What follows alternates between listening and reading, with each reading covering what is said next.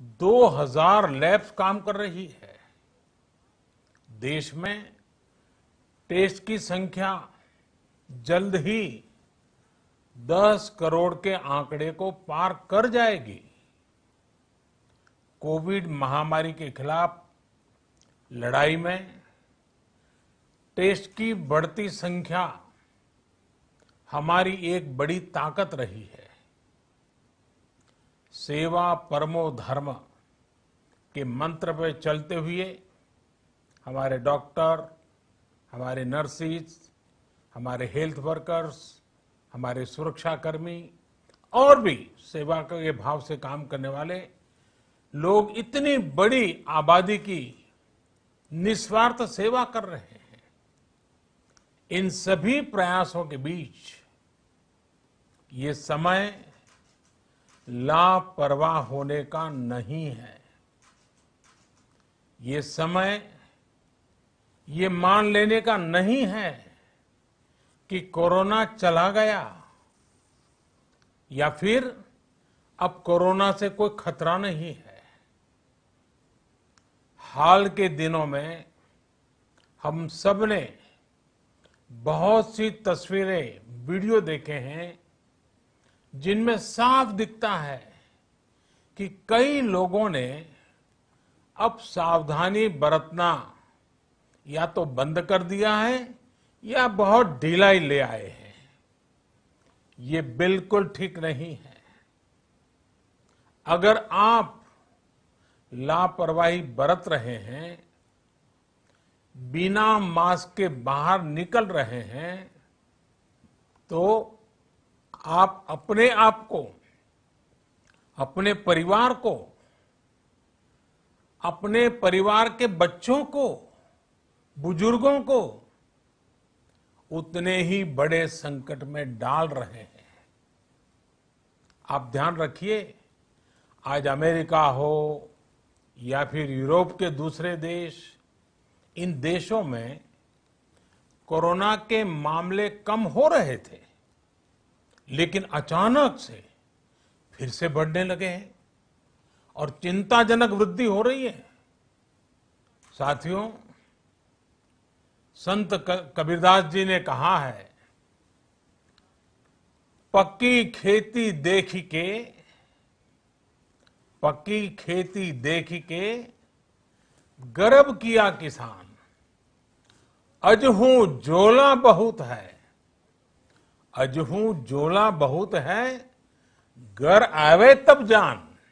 अर्थात कई बार हम पकी हुई फसल देखकर ही अति आत्मविश्वास से भर जाते हैं कि अब तो काम हो गया, लेकिन जब तक फसल घर न आ जाए तब तक काम पूरा नहीं मानना चाहिए।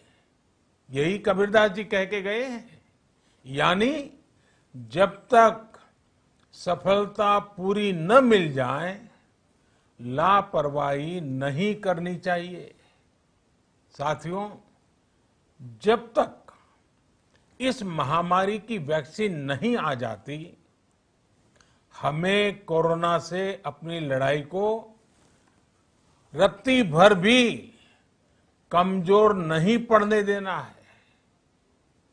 बरसों बाद हम ऐसा होता देख रहे हैं कि मानवता को बचाने के लिए युद्ध स्तर पर पूरी दुनिया में काम हो रहा है। अनेक देश इसके लिए काम कर रहे हैं। हमारे देश के वैज्ञानिक भी वैक्सीन के लिए जी जान से जुटे हैं। भारत में अभी कोरोना की कई वैक्सीन पर काम चल रहा है। इनमें कुछ एडवांस स्टेज पर है, आशास्पद स्थिति दिखती है। साथियों, कोरोना की वैक्सीन जब भी आएगी, वो जल्द से जल्द प्रत्येक भारतीय तक कैसे पहुंचे, इसके लिए भी सरकार की तैयारी जारी है। एक एक नागरिक तक वैक्सीन पहुंचे, इसके लिए तेजी से काम हो रहा है। साथियों, रामचरितमानस में बहुत ही शिक्षाप्रद बातें हैं, सीखने जैसी बातें हैं, लेकिन साथ साथ अनेक प्रकार की चेतावनियां भी हैं। जैसे रामचरितमानस में बहुत बड़ी बात कही गई है, रिपु रुज पावक पाप। रिपु रुज पावक पाप प्रभु अहि गनीय न छोट करी।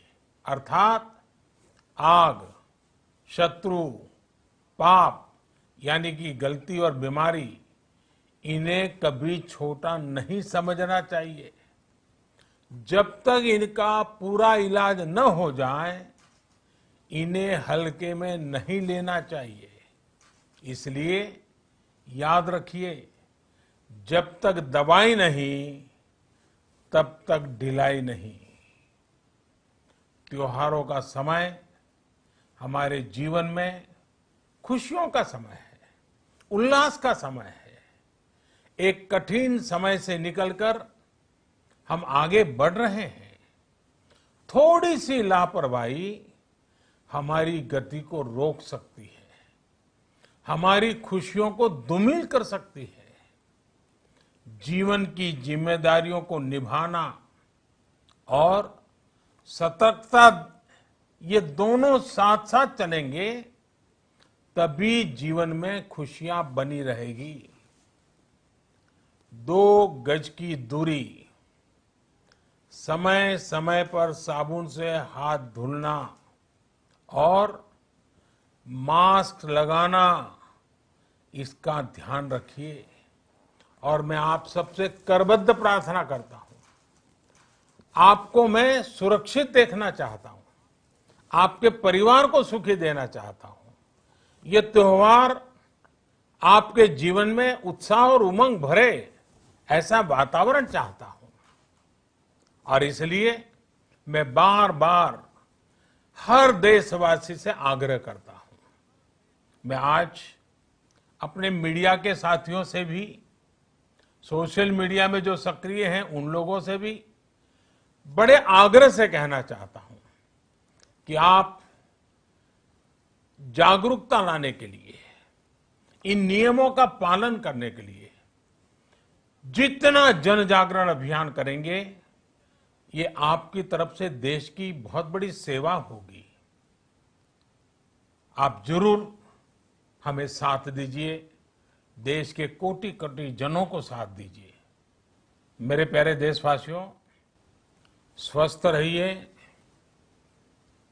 तेज गति से आगे बढ़िए और हम सब मिलकर के देश को भी आगे बढ़ाएं। इन्हीं शुभकामनाओं के साथ नवरात्र, दशहरा, ईद, दीपावली, छठ पूजा, गुरु नानक जयंती समेत सभी त्योहारों की सभी देशवासियों को एक बार फिर से बहुत बहुत बधाई देता हूं।